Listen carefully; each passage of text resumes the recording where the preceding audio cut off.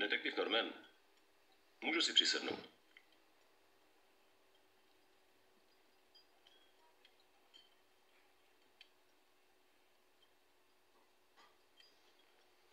Omlouvám se za to zdržení, ale nechtěl jsem, aby mě někdo viděl. Rozumíte mi? Co to bude, pane? Cappuccino. Jak si přejete?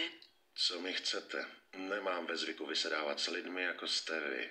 Měl bych pro vás nabídku k obchodu, detektive. Nejsem obchodník. A i kdybych byl s lidmi jako vy, bych určitě neobchodoval. Taky běžně neobchoduju s lidmi jako vy, ale tohle je poněkud zvláštní obchod.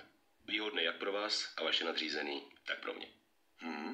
Jedná se o určitý druh výměny. Výměny?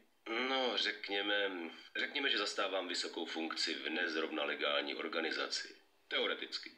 Je to přesně ten druh organizace, o jejichž představitelích a činnosti byste toho chtěli vy vědět co nejvíc. A já naopak bych ji nechtěl z určitých. Tady je vaše káva, pane. Díky. Mám prostě svý osobní důvody, proč s touhle organizací nechci mít nic společného. Není to ovšem jednoduchý odejít jen tak z tohohle biznisu. Chápete? Myslím, že rozumím moc dobře. Skončíš s kulkou v čele, jestli se rychle nezdekuješ, že? Je to možný, ale není to ten hlavní důvod. Máte děti, detektive. Já mám ženu a dceru a nechci, aby měli kvůli mě nějaký problémy. Já ale nejsem žádnej ochránce Taliánů, co si podělali život. Na děti si měl myslet dřív, protože... Samozřejmě. Já nechci nic zadarmo. Proto vám nabízím tenhle obchod. Říká vám něco jméno Salieri? Salieri? To bych řekl, že říká. Máte s ním snad něco společného? Dá se to tak říct.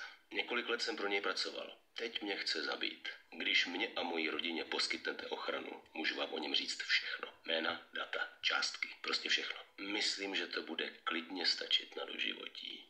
Nejsem ale žádnej Santa Claus. Jestli s tím půjdu za šéfem, musím vědět všechno, co víš, a musíme mít jistotu, že půjdeš svědčit k soudu. Spolehněte se.